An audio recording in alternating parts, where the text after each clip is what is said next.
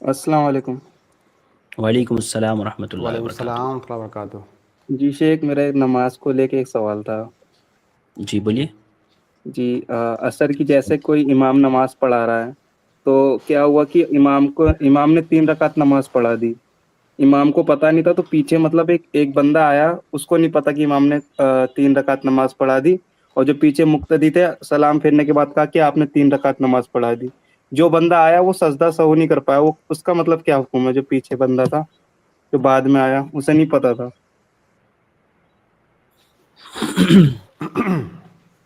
جی بسم اللہ والحمد للہ والصلاۃ والسلام علی رسول اللہ۔ پہلے بھائی کا سوال سمجھتے ہیں۔ سوال ان کا یہ ہے کہ عصر کی نماز پڑھاتے ہوئے امام سے غلطی ہو گئی اور امام نے 3 رکعت پر سلام پھیر دیا۔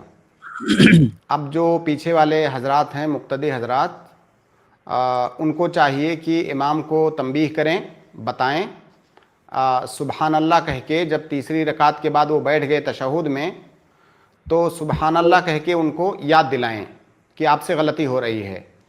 اگر امام صاحب کو اپنی غلطی کا احساس ہو جائے تو بات سمجھ میں آ جائے تو ان کو پھر کھڑے ہو جانا چاہیے چوتھی رکعت کے لیے، اور چوتھی رکعت مکمل کر کے پھر ان کو سلام پھیرنے کے بعد، چوتھی رکعت مکمل کر کے سلام پھیرنے کے بعد پھر وہ 2 سجدے سہو کریں گے، کیونکہ یہاں پر ایک تشہد کا انہوں نے غلطی سے اضافہ کر دیا ہے۔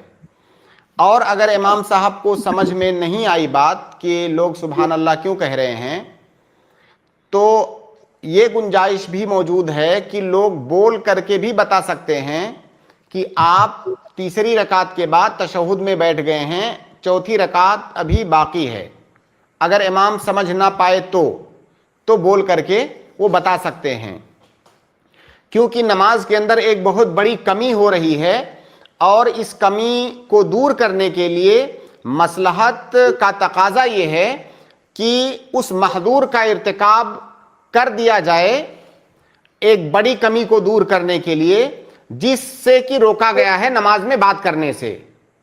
تو چونکہ ایک نماز کے اندر بڑی کمی ہو رہی ہے، اس کمی سے بچنے کے لیے، اس کو دور کرنے کے لیے نماز میں بول کر کے بتا سکتے ہیں۔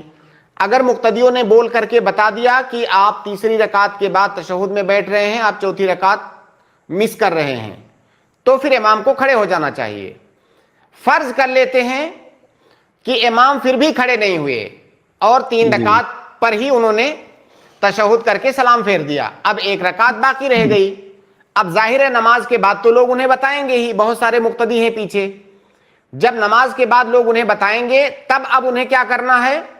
انہیں کھڑے ہو کر کے 1 رکعت اور پڑھانی ہے، اور 1 رکعت پڑھا کر کے تشہد کر کے سلام پھیر کے پھر 2 سجدے سہو کرنا ہے آخر میں، کیونکہ ہر صورت میں یہاں پر اضافہ ہو رہا ہے۔ تو یہ تو ہو گیا طریقہ امام صاحب اور ان کے جو مقتدی ہیں ان کے درمیان کی بات ہو گئی۔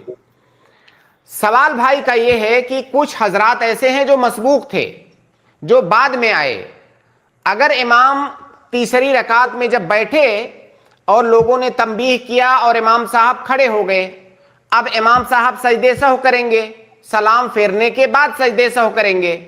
جو بعد میں آئے ہیں جو حضرات، امام صاحب کے سلام پھیرتے ہی وہ حضرات تو اپنی 1 رکعت یا جتنی بھی رکعتیں چھوٹی ہیں ان کو کمپلیٹ کرنے کے لیے کھڑے ہو جائیں گے، تو یہ حضرات سجدے سہو کیسے کریں گے؟ سوال واضح ہونا چاہیے۔ جو مسبوق حضرات ہیں ان کو امام کے ساتھ سجدے سہو نہیں ملا، اب یہ لوگ کیا کریں گے؟ اس کا طریقہ یہ ہے کہ جو مسبوق حضرات ہیں جو کہ کھڑے ہو گئے ہیں امام کے سلام پھیرتے ہی، اور اس کے بعد امام صاحب چوتھی رکعت کے لیے کھڑے ہوئے لوگوں کے بتانے کے بعد، اب ان لوگوں کے پاس جو مسبوق ہیں 2 راستے ہیں۔ ایک راستہ تو یہ ہے کہ امام صاحب کو دوبارہ سے جوائن کر لیں وہ، اور امام صاحب کے ساتھ نماز مکمل کریں۔ دوسرا راستہ یہ ہے کہ جب وہ منفرد ہو گئے ہیں سلام پھیرنے کے بعد، اب وہ امام صاحب کو جوائن نہ کریں، اور جب اپنی وہ نماز ختم کریں تو پھر اس کے بعد وہ بھی سجدے سہو کر لیں۔